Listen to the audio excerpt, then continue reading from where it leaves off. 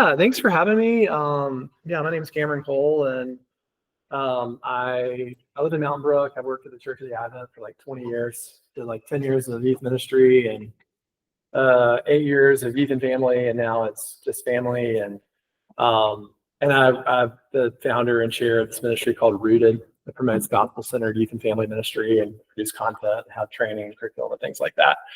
But yeah, I just have a heart for kids. I really, yeah, have a heart for kids. I still have just a lot of compassion for how hard it is to be a young person, particularly, pre-adolescent, adolescent. And I'll tell you a little bit of, well, let me give you a couple caveats, and then I'll tell you the story of kind of how I got on this kick. But the first caveats are this: how many of you who are in the room, you have like your oldest child's in high school? Okay, how many of you, how many of your oldest child is in elementary school? Woo! Excited about you. All right, so people who are listening, if your oldest child is in high school or middle school, you might feel crushing despair from what I'm going to share with you. And I want you to give yourself a lot of grace because we are pioneers. We are pioneers as a parent in trying to navigate all this technology stuff. Keep in mind that you don't really have mass adoption of smartphones until 2012 amongst teenagers. Instagram is really not adopted by teenagers until 2014. Snapchat does not emerge from the bowels of hell until around 2016. And then TikTok really 2018 is kind of when it's adopted by young people. So like we are 10 years into the biggest inflection point in humanity in terms of technology. The introduction of the smartphone, the internet smartphone is like the biggest inflection point from a technological standpoint in human history. So you got to give yourself a lot of grace because we're all just trying to figure this out. Quite honestly, in terms of like understanding the mental health effects of social media and smartphones on young people, that research doesn't really emerge until after COVID. To get to understand like a macro change or macro trend, you need time. You need time, and then COVID was incredibly disruptive. So all that being said, it's not until 2022, 2023 that you start to understand the mental health impact. So give yourself a lot of grace. Second thing is, if you're a person like your oldest, you've parented your kids a certain way with technology, you need to give yourself permission to parent your younger kids a different way. The whole like, oh, well, we let Johnny have a smartphone in the 5th grade, so that means we're going to let Timmy have that too. Like you really, given how much we're learning, particularly over the last 2 years, you give yourself a lot of permission to say, no, we're actually going to parent Timmy a lot differently than we did Johnny. So those are a couple of caveats. To tell you where we're going, I'm going to talk just a little bit about, I'll tell you a little bit about the story of kind of how I got really focused on educating parents on this. Secondly, I'll talk about some developmental factors that are really important to understand about pre-adolescence and why it is that inappropriate technologies can be so dangerous and so detrimental to the mental health of young people. And then we'll give you some concepts about what kind of apps, what kind of technology to allow your child to have access to and not. And then finally, give you a little pathway at the end. The pathway will kind of help you have a plan. So let's go Julie Andrews. Let's start from the very beginning. It's a very good place to start. And you can see here, this is 2012, 2014 is a really big moment in the technology landscape. That's when, teenagers start to get smartphones. That's when, like I said, Instagram comes out. Instagram has been kind of proven to be really, really detrimental just to the welfare of kids. And you can see this huge increase in teen use of electronic devices for at least 5 hours per day. See that spike. Gallup came out with a poll. The average teenager today has 7 hours of non-school related screen time in a day, and on average uses social media about 5 hours per day. Average teenager 2 hours on YouTube per day, over an hour on TikTok. So, I mean, this consumes their time. So you see a massive increase in like consumption of this stuff. Meanwhile, you see, around 2014, 2015, 2016, this incredible spike in teen suicide from children ages 12 to 17. You see a huge spike in incidence of depression. And 2014, 2016. You can see again, it's disproportionately affects teenage young women. They found from 2014 to 2022, incidence of depression, anxiety, and suicide amongst teenage girls doubles in 8 years. Doubles. That's insanity. Like, Jonathan Haidt has written the book, The Anxious Generation, that a lot of you are probably familiar with. He's like, there is not language to describe what an incredible increase this is relative to kind of normal ups and downs of things. And so I will just tell you that, so, being a youth pastor, it's interesting how anecdotally you kind of start to sense these things. And a lot of youth pastors get together and talk about, like, what are we seeing? What are we observing with young people? And we just kind of started to notice how anxious kids were, say around like 2015, 2016, and just how stunted the emotional and relational development of kids was, ability to make eye contact, ability to take social risks and engage that are necessary for engaging in relationships, emotional vocabulary. If you're a youth pastor or a counselor, like, kind of the lifeline of your whole ministry is being able to have authentic conversations where kids are honest about what's going on. You just start to notice a kind of a decline in their emotional intelligence, ability to kind of discern what's going on inside, so on and so forth. So anecdotally, we're starting to observe this, and then all this research comes out that kind of validates at a macro level that this is not just our observation, like this is a trend, and everyone has kind of suspected that it was technology, and science is kind of proving that. So what I'll tell you, this is what I perceive to be ground zero, and this is what has driven the development of this initiative in Mountain Brook called MB Plugged In. And that is, ground zero is you have a 5th or 6th or 7th or 8th grade child, and they come to the parent, and they say, can I have this? I want this. Give me TikTok, give me a phone, give me Snapchat, give me Instagram, and they hammer, and they hammer, and they hammer. And the parent, they hammer, and they also say, you're ruining my life. I have no friends. Why do you hate me so much? You're the worst parent in the world. My life is miserable, and it's all your fault, right? That's part of the normal rhetoric. So parents in this position, there are kind of 3 issues. First, parents are not informed. Like, they don't really know what these apps are. They don't really know how to navigate the smartphone. So generally are not informed. Now, I don't say that in any kind of critical way. Like, how do you keep up with this, right? If it's changing so fast. Like, I kind of report. I've done this report, and I will publish another one by the end of this year. But I did like these focus groups, and I talked to high school kids and college kids and counselors and school counselors and teachers, pediatricians, youth pastors, and kind of asked, like, what are the apps kids are using? How do they function in their lives? What do you perceive as the problems? And how early is too early for a child to have access to that? And so I did that 2 years ago. I did it again in the spring, and it's unbelievable how much change there is in 1 year. So it's very hard for a parent to keep up with this. So if you're a parent, you hear me say parents are not informed. I don't say that in any kind of pejorative or condescending way. It's just very, very hard to be educated on this.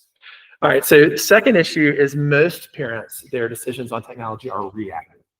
It's like they don't necessarily have a proactive plan where, okay, we're going to get it. This is when we'll get a smartphone, and this is when we'll let you have Instagram, and this is when da da da da. And so most of the decisions are reactive, which puts you in a position if you're always like, no, I'm not sure, no, rather than not now, like not now, but later. And then finally, most parents feel totally alone.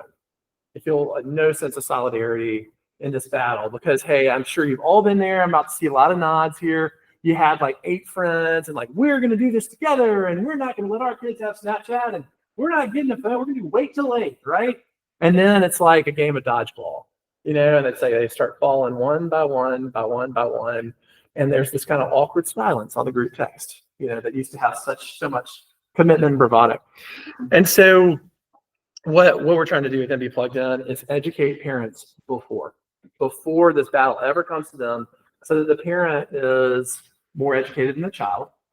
The parent has a proactive plan, and which I got to tell you, it's so much easier when you have a proactive plan, because my daughter's 6th grade, about to start babysitting. She's going to get a Gab phone, which is like very locked down. You can make parents control the contacts. You can make outbound calls.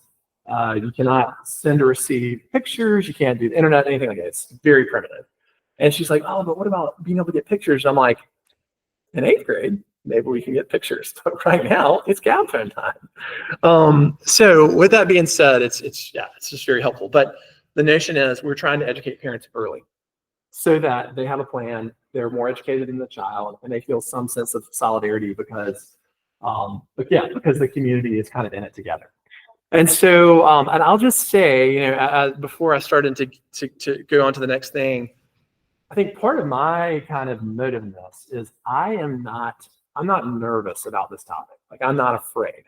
The reason I'm not afraid is just by virtue of my profession. I'm educated. I got a plan. And yeah, we're just going to stick to the plan. I know more than my kids do about this. And so I think every parent should be in the same position. Every parent should not have to feel afraid. I know most parents are terrified of this technology situation, and it's it's a valid fear. So let's skip that. Okay, so let's go on now. Second thing we want to talk about is the developmental considerations. These are things to understand about a pre-adolescent child. I'm talking pre-adolescence. That's obviously not hard and fast. It's kind of fluid, but it's anywhere from say like 4th, 5th grade up through like 9th grade. That's kind of pre-adolescence. Like we said, kids develop at different rates, but say around in the 9th, 10th grade, you kind of start to move out of pre-adolescence into adolescence. And so these factors are really important because they'll help you understand why it is that certain technologies are not safe or appropriate in the hands of a child who before 9th or 10th grade. All right, so the first thing is, whoops, I double did that. Whoops, I messed up on my thing. The first one is not still developing executive functioning. It should be imaginary audience. Sorry about that. Imaginary audience is factor number 1. So what that means is when a child enters into this pre-adolescent phase, they start to get a concept of that other people can formulate an opinion of them. People can make a judgment about them. That's why when you're in middle school, you're so self-conscious. That's why when you had a zit on your forehead in the 7th grade and you were in the lunchroom, you were convinced that everyone in the lunchroom was looking at that zit. It's because of the imaginary audience. So you have an exaggerated sense that there's an audience that is observing. Now, I will just say, like, if my theology is all wrong and end up in hell, I will be over middle school in hell. Because I think being in middle school is the worst season of life. It's the worst. And it's because of this developmental avalanche that we're talking about here. I think maybe the worst of it is the imaginary audience part, where you're so self-conscious about what other people think. And it naturally, before phones, before the internet, before any of this stuff, created anxiety, right? You're worried about what people think, so on and so forth. So that's normally anxious. Now think about if you have an Instagram account and you're in the 6th, 7th grade. You already have this built-in anxiety that people are watching you. Now it's exaggerated. It's not based in reality. Like, they're all worried about their own zits. They're not worried about you. But you can't talk yourself out of that. Well, now you're on Instagram and you do have 600 people who are observing you. And those people are making comments about you or liking you or not liking you. It creates this remarkable anxiety spike. And so this is one factor and to consider. Second is fitting in. Number 1 developmental question for a child in pre-adolescence is, do I fit in the group? Am I being included? The worst nightmare of a middle school kid is being left out of the group. And so that is, some of you give me the the head nod. You know, for some of you, I bet, you know, if your kid has started to haggle, like, I want TikTok so bad. Give me TikTok, give me Snapchat, da, da, da, da. What is driving that usually is that everyone else, they perceive that everybody else has it and they're on the outside. So they're living their worst nightmare of being excluded. So I don't know how prolific Snapchat is in Homewood. It's the kind of normal way that kids communicate, have historically communicated in middle school and high school in Mountain Brook. And it's actually starting to get a little bit of traction. It's kind of like a zero meth campaign where you're trying to make meth look so bad. That's my Snapchat campaign. Zero Snapchat. Anyhow, we're getting a little bit of traction here, but in general, like what will happen is kids will migrate to Snapchat, and that's how they'll message each other, because the messages and the pictures and everything disappears, and there's no accountability. That's why they like it. If they tell you it's a better messaging tool or anything like that, it's a total lie. It's not true. Not true at all. Oh, but it has the features and you can put, you know, clown faces or animal faces. It's not true at all. It's not true at all. High school kids and college kids, they will tell you the reason we wanted Snapchat is because there's totally no transparency. All right. So anyhow, so with that being said, and a lot of the kids will not check iMessage at all. They won't check their text messages. I know this is youth pastor because no healthy, safe adult will communicate with a child through Snapchat because it's not transparent. If you have Snapchat, you're communicating with a kid via Snapchat, you're a creeper. By the way, it's so nice not to be in my community. I can just totally like tee it high and fly and just say whatever I want. Anyhow, but yeah, and you like text message a kid like, hey, like, would you like to get coffee? Or hey, how are you doing? And you don't get a response for 4 weeks because they don't do that. So a lot of kids, they hammer their parents about, I want Snapchat in 6th grade, 7th grade, 8th grade, because they feel like they're being left out. Taps into their deepest, darkest fear. All right, number 3 is egocentricity. This is, you know, basically there's so much going on developmentally that a pre-adolescent child has somewhat of a stunted ability to understand how their actions impact other people. And so this is why bullying is primarily a phenomenon of pre-adolescence. You don't really see a whole lot of it before that. You don't really see much of it after. It's primarily in pre-adolescence. And this is just to put it like to drop all of the developmental psychological language. This is why pre-adolescent children are so mean. It's why they're so mean, right? I remember when I started youth ministry, somebody said, look, I was like, I don't know what to do with middle schoolers. Somebody said, look, all you got to know is this: boys are dumb and girls are mean. If you know that, you can do middle school youth ministry. But all that being said, like, this is why, like a 5th or 6th grader being on a massive group chat, even on iMessage, kind of maybe not a great idea, just because they just say awful things. And a lot of that is, some of that, depending on your worldview, is the human condition. And some of that is a matter of egocentricity. Let's get number 4. We don't need to worry about, we're not going to talk about life experience. Talk about it in a second. Number 5, executive functioning is critically important. You must understand this relative to kids and technology. So executive functioning is basically your brain's ability to self-regulate, boundaries for yourself, turn things off. And children before the 10th grade really don't have much of it at all. They have a very, very limited ability to self-regulate. Give you an example of this, and this is why apps like TikTok that are super addictive are just not a good idea to have that in the hands of a 7th or 8th, really even 9th grade kid, because they just cannot regulate.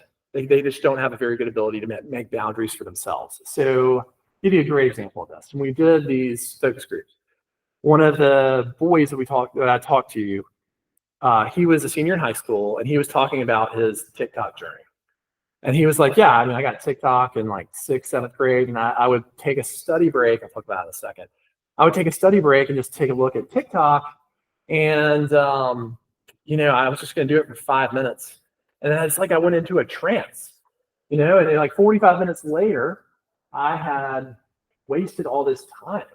And I was like, oh no, like I've got so much homework, and yet I meant to spend 5 minutes. It turned into 45 minutes. Okay.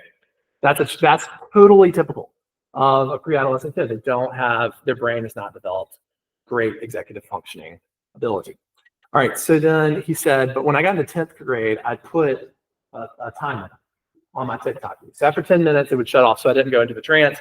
So quite honestly, by junior year, I had so much work, I just had to get rid of TikTok. That is a 10th grader and above. That's that you have executive functioning. You have a greater ability to say, oh, this was a bad choice. I'm gonna say no to this, right? And so they don't have that before 10th grade. So I think one of the things I will say here, and we'll get to this when we talk about the pathway, is this is largely a battle of 5th to 9th grade.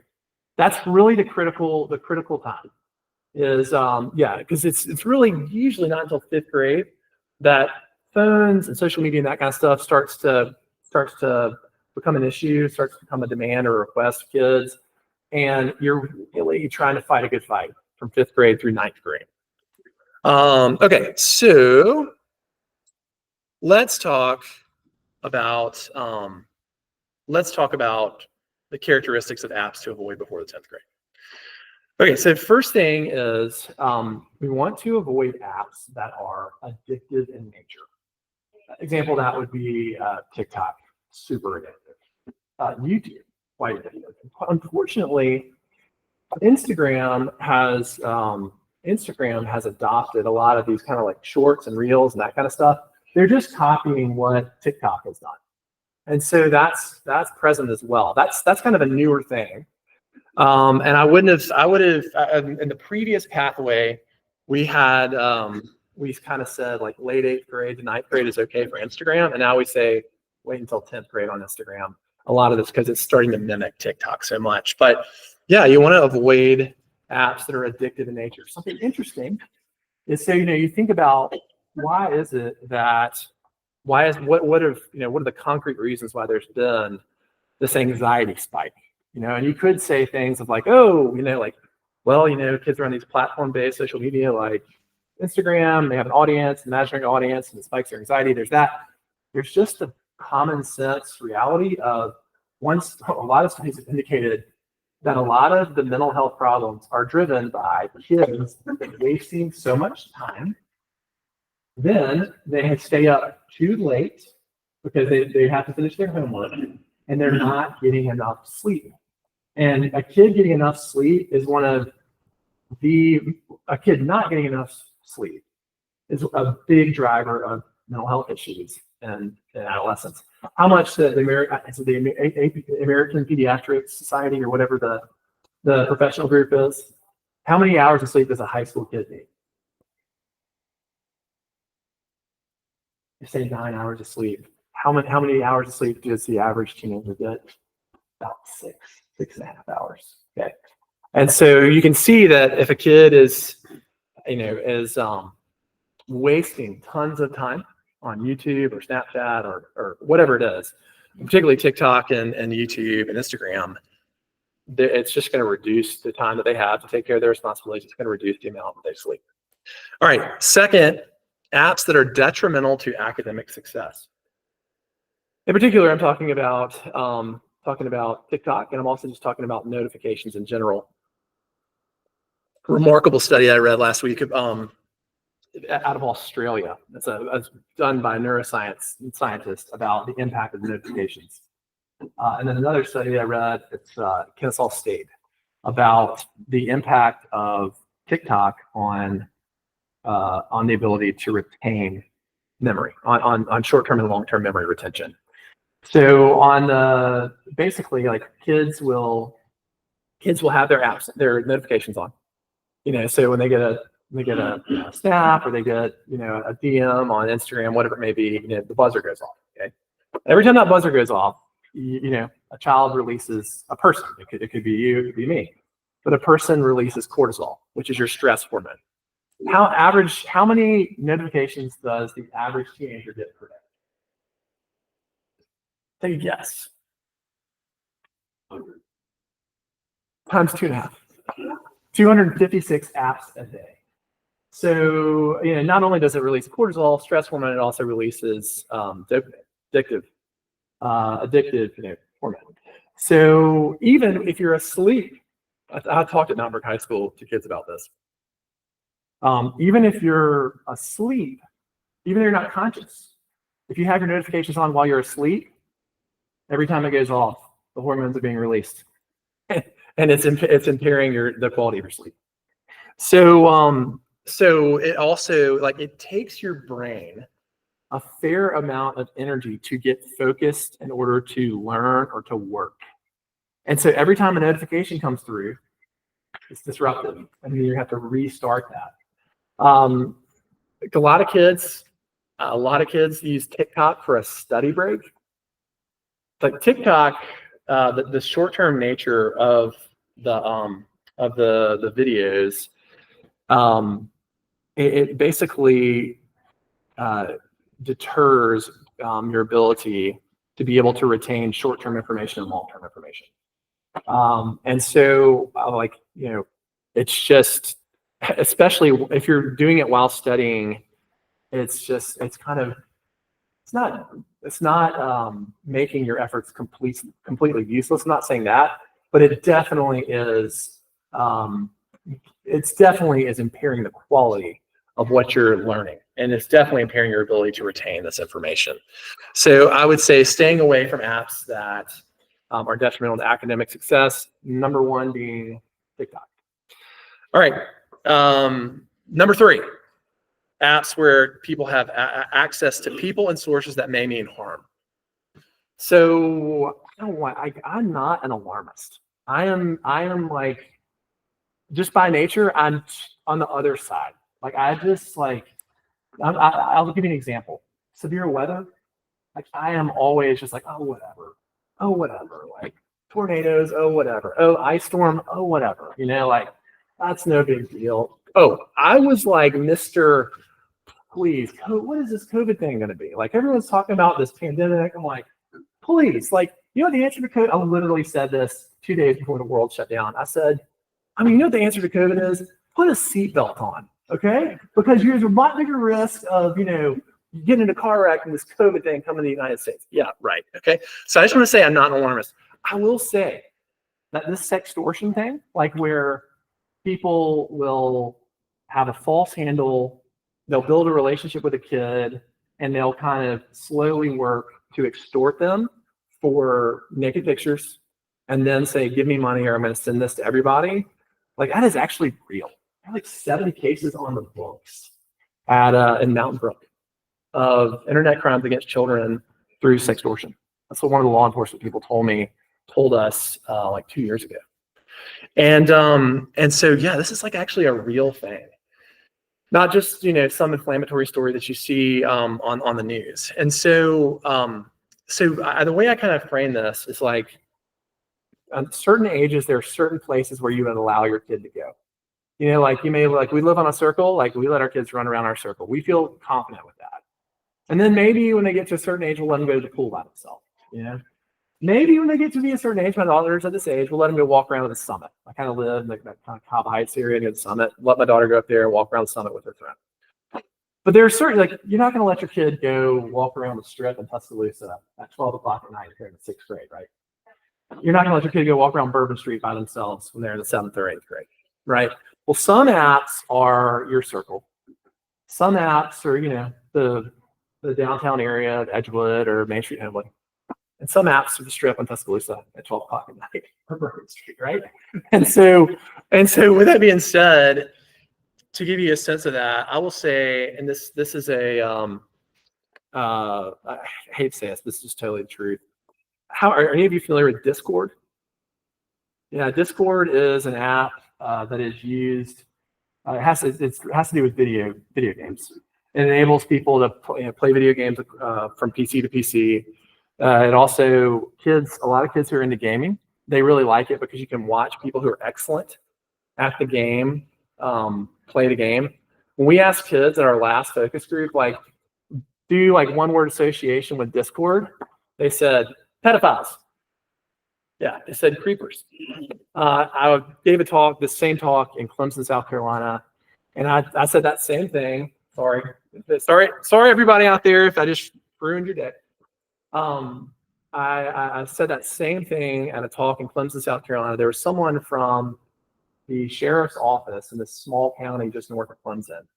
And he came up and he said, we have 72 cases right now of internet crimes against children.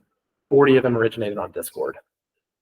So it is just a lot of times people who have bad intentions towards kids will use their excellence with games as a means to groom kids on Discord.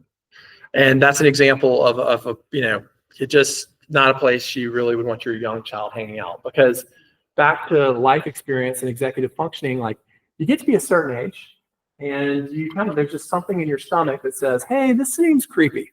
This doesn't seem appropriate, the way this person's interacting with me. It's not something a fourth or fifth or sixth or seventh or eighth grade kid has. I'll tell you, we did Mountain Brook did a survey of technology use in the whole community. There were something like 43 kids who got access to Discord in the third grade.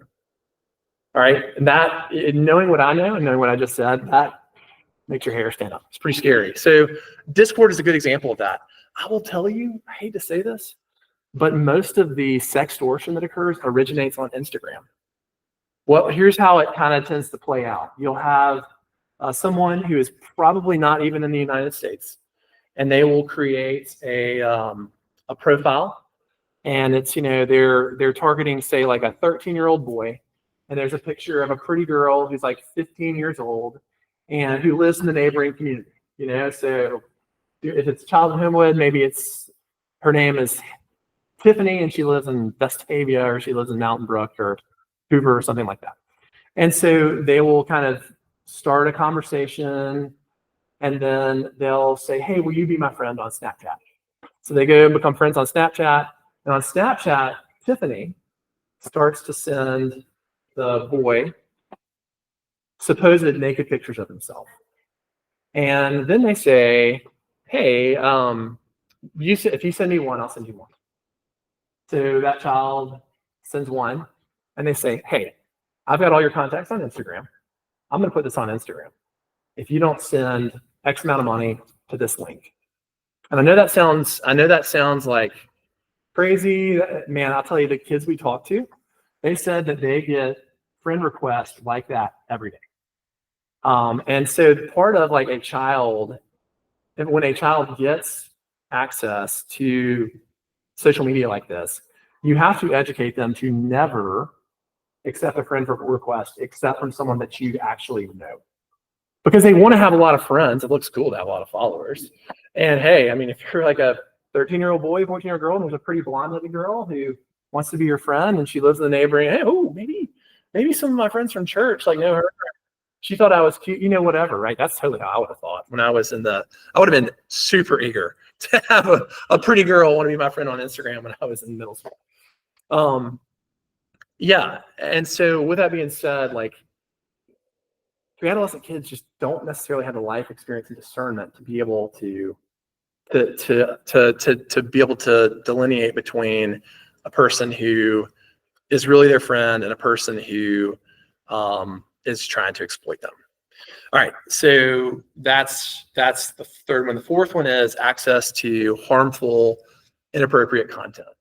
In particular, I'm talking about pornography on one hand. I'm also talking about just toxic ideology. It's so interesting. I always will say the crazies rule the internet. The crazies rule social media. People who have just very extreme toxic views on either the far right or the far left tend to be the people who get the most traffic. And if those are the people who get the most traffic, and those are the people who get put in front of you in different social media apps. And so, on the pornography side of things, I mean, you definitely do not want to let a child have a pre-adolescent child have a smartphone where they can download apps, and where they don't have strict parental controls on there.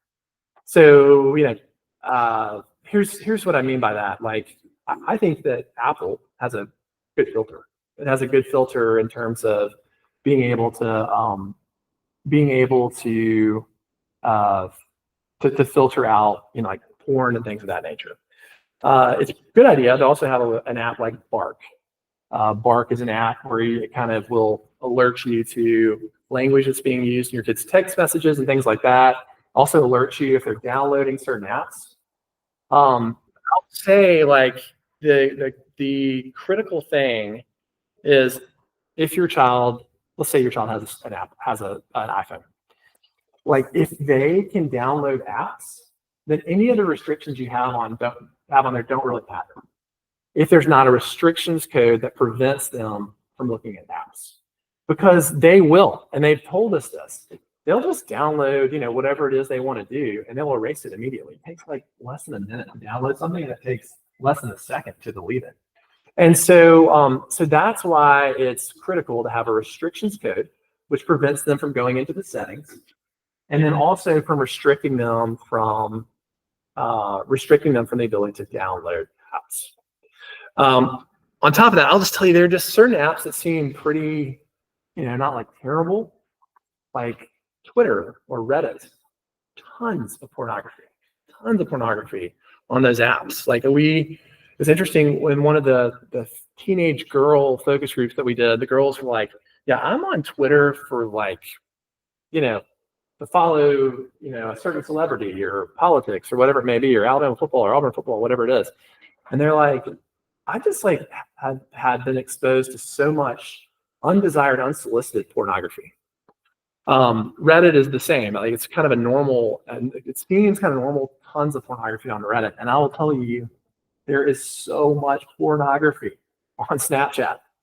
Like on Snapchat, it's interesting that when I did this, first time I did this talk, it was like April of 2023. There was a woman who was an older mom, and like she had her caboose that was coming up, and I think like the next oldest child was like 8 years older than the caboose. So she was much older than the younger parents who were in the room. Who were like, you guys carry on. But she goes, she would not let her son have Snapchat. And her son's like, I have to have it, like the football team, my position group, that's how we communicate. She goes, fine. I will, you can have the app, but I will be the manager of the app. Like, whatever's coming in, like I'll see it first. And she had this great Southern accent. She goes, I have never in my life seen as much pornography as when I was on Snapchat. It's true. There is so much porn on Snapchat. And on top of that, what happens if a child indiscriminately, accepts every friend request? There are bots on Snapchat, and all they are is sending out porn. You friend them, and they just send you pornographic images and with links to their website. So I'm sorry to ruin everybody's day. I'm sorry if I'm ruining everybody's day. I'll just tell you, the deepest place of hell is where Snapchat will burn. It's so bad. It's so bad.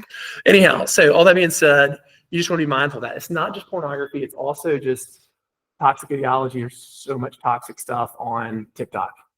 And it's interesting. There was a study that I saw published today that it's a study, and it looked at it looked at teenagers who were now young adults, and it was cross-sectional over like 8 or 10 years. And it looked at the UK, Germany, the United States, and South Korea. And basically, it looked at the radicalization of people via Instagram, which I was like, oh, I didn't know there was so much of that kind of stuff on Instagram. But the point it was making is that a lot of the content that's on social media is very extreme. And the radicalization in some ways went far left, in some ways went far right. But it just one of the kids said to us, this is so funny. It's like one of those very mature kids. He goes, I don't think a young person needs to be on TikTok or some of these other things unless they have like a very firmly established worldview. So I was like, wow, I'm talking to a 45-year-old, 17-year-old, but his point was really good. So let's talk pathway. Hopefully this will feel empowering. But this is kind of what we've laid out. And this is the mentality. So phase 1 is keep it simple. This is all the way through 6th grade. And essentially what we're trying to do here is absolutely no social media of any sort before the 7th grade. And you're just trying to keep it really, really simple. Like if your child has a device of any sort, whether that's like Apple Watch or a Gizmo or a Gab phone, it is for the convenience of the parents. It's for the safety of the kid. It's your kid's going to be a babysitter. Your child, your child needs to notify you when to be picked up. Your kid's going to play in the neighborhood, or your kid's going to be like, you're going to leave your child at home. You want them to be able to communicate with you. We're at that point, praise the Lord Jesus, where the oldest can now, I know I'm in the school. Where our oldest child can stay home and, babysit our kids for a couple hours. But, we want to be able to communicate with them. That's essentially, it's very primitive, very, very primitive in terms of what a child has access to. All right, that's keep it simple. That's through 6th grade. Now, 7th through 9th grade, we call it slow foundations. It's not no technology. I used to be like, before I had kids, was like nothing at all. No phones at all. No sirree. Like when they turn 19, we will get them a rotary phone in their dorm. That's just not actually a terribly sustainable approach. If that's your conviction, like you honor your conscience, you do your thing. That's great. Your kid will be the better for it. But I think the mentality is probably that I would recommend is slow tech. Slow tech being a slow introduction of things. And part of that is what kids told us is how overwhelmed they felt when they were just given a phone. They went from 0 to 100 in like 1 second. I didn't have anything. My parents gave me a totally loaded phone. I could download anything. I could have anything. There were no restrictions. It was so overwhelming. So overwhelming. That is not what we want to do. So with that being said, in phase 2, slow foundations, it's kind of like the early, how many of you are familiar with the Wait Till 8 campaign? You've heard of that? Kind of like they generally say, try to avoid a smartphone until 8th grade. 8th grade being kind of earliest for that kind of adoption.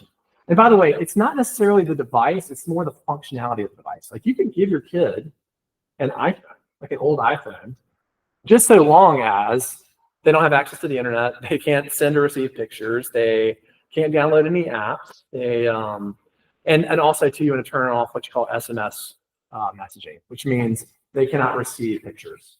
They can't receive links or anything like that. It's just text driven. But yeah, and then we are big time trying to avoid dangerous, addictive social media that they cannot handle. Good examples of that are Discord, Twitter, Snapchat, TikTok, Instagram, and then unfettered YouTube. There's like YouTube for kids. There's Be Real, which I think is kind of a little passe now. 18 months ago, it was pretty hot amongst this in 6th and 7th graders, but Be Real, from what I gather now, is a little bit passe. You could let them have filtered internet access, but you have like a time limit that you impose that, through the phone that they can't control. Human happiness increases up to 30 minutes of social media use, and after 30 minutes, it starts to go down, and it spirals after 2 hours.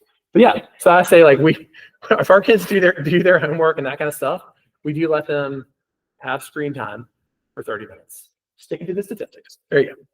All right. So anyhow, then when you get into 10th grade, there is quite a turn in 9th and 10th grade, particularly 10th grade, in terms of their developmental ability to handle this stuff.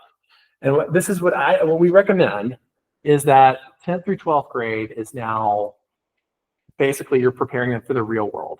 And this is kind of, depends on your own knowledge of your own kid.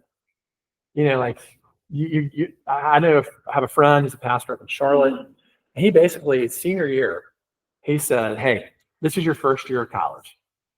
And you don't have a curfew. You don't have covenant eyes on your phone or bark on your phone anymore. You can stay out as late as you want. You can do whatever you want. This is your first year of college, just in my house. I share that story just to say that you probably do want to let your child, depending on your child, have access to more than you might feel comfortable with in 10th through 12th grade as a means of letting them make some mistakes under your roof, so that they're not just sent out to the big bad world, not ever having had any access and not having your supervision or guidance. It depends on the child. Like if you have a kid who's struggled with drug addiction, probably don't want to let them have Snapchat. That's where kids typically who have trouble with addiction, that's generally where they get their hands on, where they get their hands on drugs. But by and large, you're trying to kind of open up. They do have better executive functioning, and you're trying to prepare them for the real world. And so I think that's it. Yeah, that's the basic gist. Again, I think that the battle to like stick your stake in the ground is through 9th grade. And I think the more kind of vigilant you can be, probably the better from 4th through 9th grade. All right, anybody have any questions? I'm sorry if I totally ruined your day. Okay, can I say one more thing? So they're now sophomores in college. Sorry to interrupt you. Sophomores in college, they were like this Bible study group, best Bible study group I've ever had. Most amazing boys. Kind of boys at like 18, you're like, can we arrange a marriage like right now? Because they're so great. They all like were in the wild west of social media. They got fully loaded smartphones, 5th and 6th grade. They said they were looking at hardcore pornography in like 5th and 6th grade, like on the reg. And certainly we do not want that to happen to our kids. These boys are okay. Like they are okay. And so if you're kind of like, oh my goodness, we've made mistakes, like just know that there are bigger forces at play and you've not ruined your child's life. Like there is